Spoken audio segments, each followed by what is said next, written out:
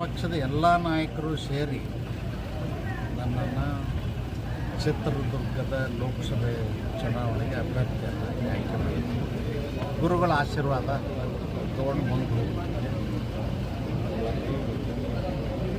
ಶ್ರೀಮಠಕ್ಕೆ ಭೇಟಿ ನೀವು ನಿರೀಕ್ಷೆ ಮಾಡಿದ್ದರೆ ಅಭ್ಯರ್ಥಿ ಮಾಡ್ತಾರೆ ಅಂತ ನಿರೀಕ್ಷೆ ನಾನು ಅಭ್ಯರ್ಥಿ ಆಗಬೇಕಂತ ನಿರೀಕ್ಷೆನೂ ಇರಲಿಲ್ಲ, ನನ್ನ ಅರ್ಜಿನೂ ಇರಲಿಲ್ಲ. ಆದರೆ ಪಕ್ಷದ ವರಿಷ್ಠರು ಆಯ್ಕೆ ಮಾಡಿದಾಗ ಧಿಕ್ಕರಿಸುವಂಥ ಶಕ್ತಿನೂ ನನಗಿಲ್ಲ.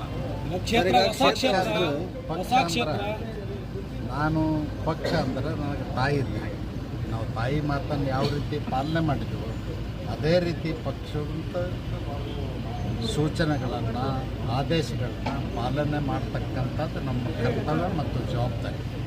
ಪಕ್ಷ ನಮಗಿಷ್ಟೆಲ್ಲ ಬೆಳೆಸಿದೆಲ್ಲ, ರಾಜಕೀಯ ಕ್ಷೇತ್ರದಲ್ಲಿ ಸಾಕಷ್ಟು ನಮ್ಮನ್ನು ಬೆಳೆಸಿದೆ.